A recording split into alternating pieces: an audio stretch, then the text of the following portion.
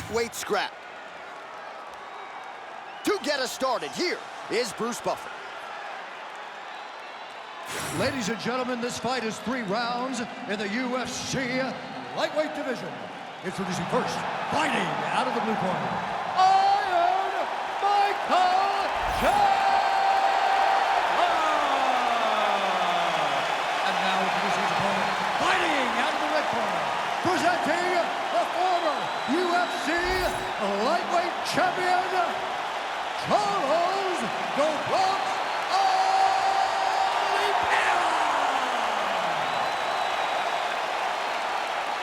You ready to fight? Ready.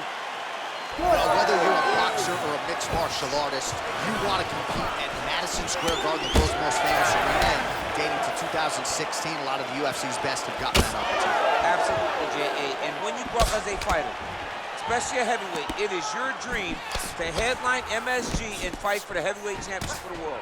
I got that honor, and I can almost feel the ghost of Muhammad Ali, Joe Frazier, all these great fights those guys had at MSG. I felt as if on that night that I retained my championship, I became part of that fraternity. The greatest heavyweight fighters to ever step foot in Madison Square Garden. It was wow. Oh, hip toss to get him down. Ooh, heel hook attempt now, and it looks locked in. Oh, I don't know, that heel hook looks tight.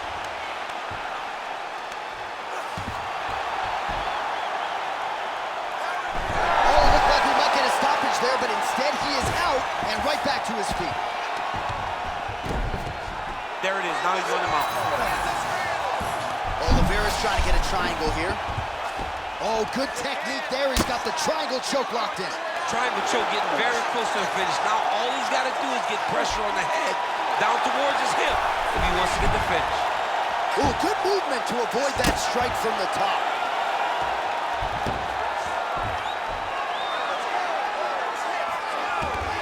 Now he's got good body position, yup.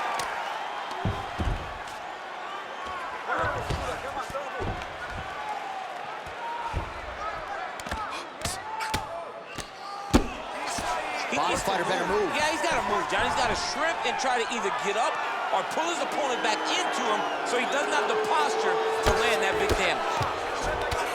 Excellent ground and pound strikes here by Oliveira. Let's go. We got a scramble here. And busy as he looks to improve position here. Lands the ground and pound strike.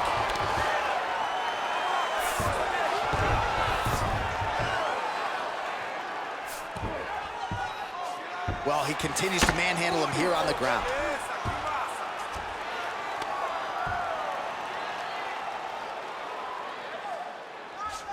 Oh, shades of the godfather of the ground and pound, Mark Coleman, as he lands again. Coley somewhere smiling, watching this guy land from the top position.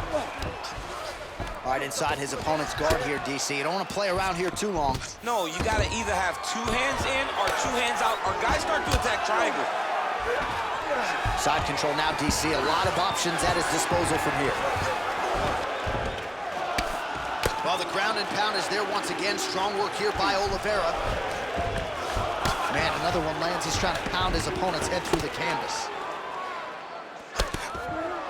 Working off of his back here. Looks like he may try to hip escape. Under 2 minutes now to go. Oliveira's back in side control here. Oh, he's got him in a crucifix now, DC. All of that body weight on his opponent. He's got all the weight on the upper body. His feet are free to do whatever. But the arm stuck between the legs. He's now going to start dropping hammer fists. He's going to start dropping elbows. This is one of the nastiest positions in all of fighting. All right, north-south position here. We'll see if the crowd can be mature about this, DC. Well, the ground and pound has been on point tonight. Good work here by Oliveira. Oh, nice job to split his guard and get the ground strike home again.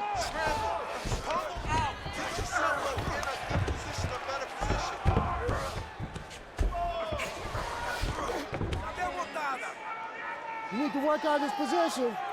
Less than a minute to go in the round.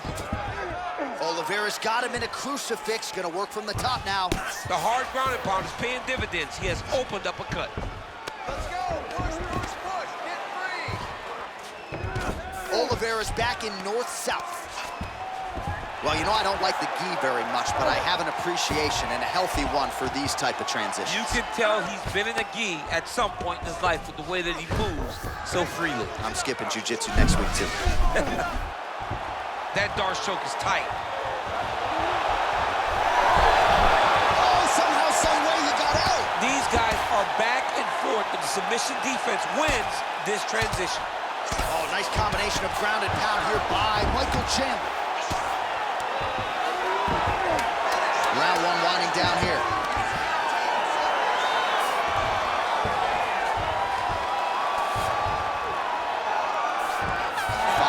In the books. Hey, stop. All right, so the round is over. You see, obviously, the fighter has a cut on his cheek sustained in that round, but better to be below the eye than above it. The cut man is in there trying to close it up. A little bit more movement. Keep that head moving. You need to get behind that jab and start. All right, so there's the end of the round. A lot of high-level action, and if you like the takedown game, as my boy Daniel Cormier does, you enjoyed that round. It's like we're watching the NCAA wrestling tournament. It's takedown after takedown. He's fighting his fight. He's able to change levels, drive into his opponent, and secure takedown after takedown. All right, so that's the end of the round. A lot of highlights from which to choose, but his success in that round certainly rooted in his offensive takedown game. And that's what he does, right? He's a grinder. Good. He's the type of guy that wants to get a hold of you, drag you to the floor.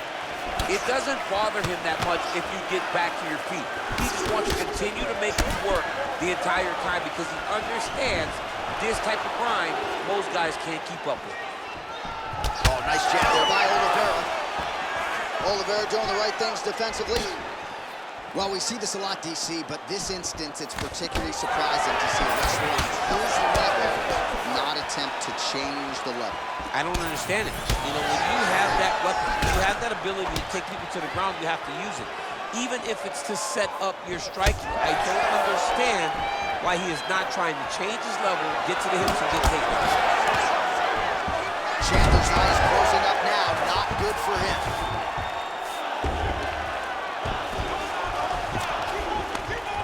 Oh, might be able to get his leg here, and he does. Heel hook looks tight.